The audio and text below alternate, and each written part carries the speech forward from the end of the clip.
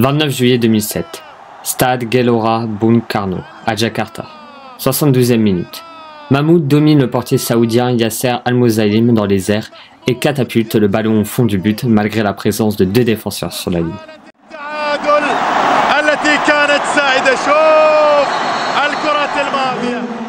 Toutefois, pour mieux comprendre l'importance de ce but, remontons quelques mois en arrière. Après s'être penché sur le contexte géopolitique qui entoure l'Irak dans les années 2000, ainsi que sur le parcours mémorable de son équipe nationale de football au JO 2004 d'Athènes, nous allons découvrir ensemble le parcours de qualification ainsi que le parcours de cette équipe lors de la Coupe d'Asie 2007, jusque dans le dernier carré de la compétition.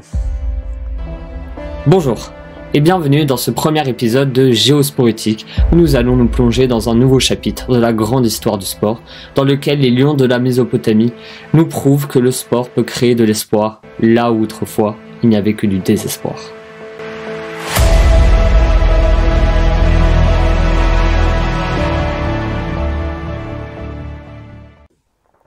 Dans ce cadre des qualifications pour la Coupe d'Asie, l'Irak joue l'ensemble de ses matchs aux Émirats Arabes Unis, le choisi comme nouveau camp de base de la sélection, le contexte politique empêchant toute rencontre ou même le moindre entraînement de se disputer à Bagdad. Rendez-vous compte, en raison de cette instabilité, l'Irak ne détient de championnat national, mais plusieurs championnats régionaux répartis dans tout le pays, de sorte qu'aucune équipe ne doit voyager pendant de longues périodes afin d'éviter d'être la cible de tirs ou d'attaques à la bombe sur le bord de la route.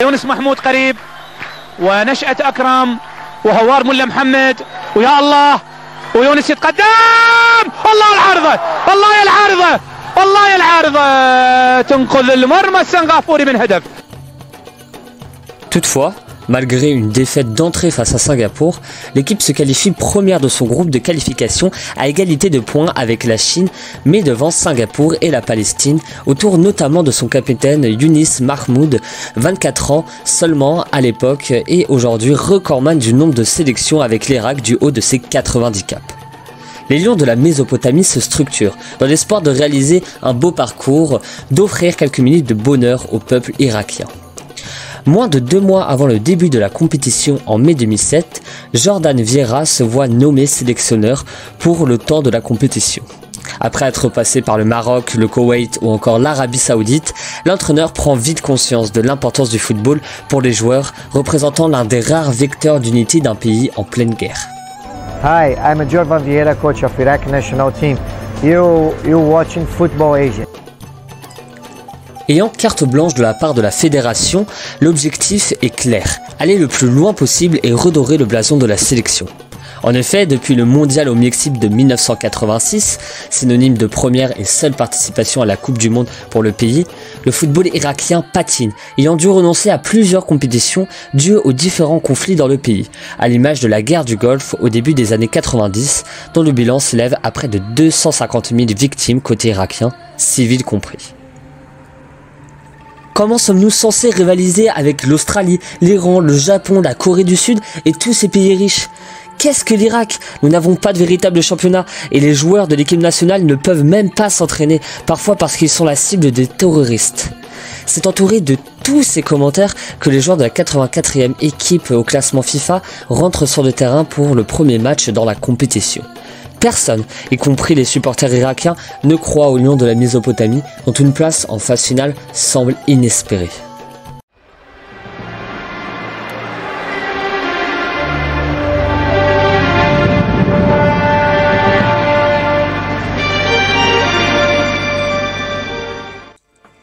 Le 7 juillet 2007 en Thaïlande, plus précisément à Bangkok, la 4e édition de la Coupe d'Asie des Nations débute au sein du groupe A par un match confrontant l'Irak face au pays hôte. Ce groupe, assez homogène, compte aussi le Sultanat d'Oman, ainsi que l'un des favoris, à savoir l'Australie.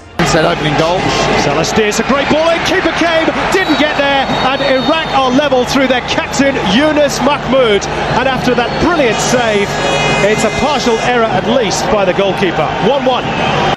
Les matchs sont serrés et les coéquipiers de Younis Mahmoud débutent par un match nul décevant, un partout. Face à une équipe certes transcendée par son public, mais considérée comme la plus faible équipe du groupe de par sa 122e place au classement FIFA, loin derrière la 64e place du Sultanat d'Oman ou encore la 48e de l'Australie. Cependant, à la surprise générale, les Lions de la Mésopotamie créent l'exploit dès leur second match. Mistake by Lucas Neal. Tees up a real chance here for Iraq. Mehdi Karim. Oh, it should be tapped in by Karar Jassim. It is tapped in. It's 3-1 Iraq, and it's 3 points for Iraq.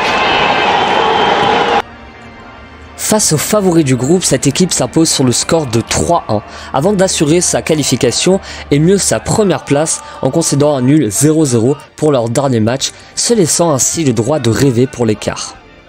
Et c'est la modeste mais surprenante équipe du Vietnam, pointant la 142e place du classement FIFA, qui vient s'opposer aux joueurs de Jordan Vieira le 21 juillet, toujours au sein de ce même stade de Bangkok. He's got plenty of targets to look for. Nasser Akram, lovely ball, and there is the opener for Iraq. It's the captain, Yunus Mahmoud. He's a frequent goal scorer, and what a moment to strike so early at the Raza Mangala Stadium. What a fan. Les Irakiens ne tremblent pas, et l'histoire continue grâce à un doublé du capitaine qui porte désormais son compteur à 4 buts. Ces derniers filent en demi-finale où les attendent l'un des favoris de la compétition, la Corée du Sud, comptant 2 titres dans la compétition et ayant participé aux 6 dernières éditions. Ce n'est plus un mur, mais une falaise face à laquelle les Lions de la Mésopotamie doivent se confronter, la moindre erreur devenant interdite. C'est ainsi que se termine ce second épisode de Géosporétique, Irak 2007, lorsque le sport crée de l'espoir là où il n'y a que du désespoir. Les 2 derniers matchs de la compétition, ainsi que toutes les répercussions de cet exploit sur la population irakienne, c'est le thème du prochain épisode. Merci pour votre écoute. C'était Alexis Gallo, à bientôt.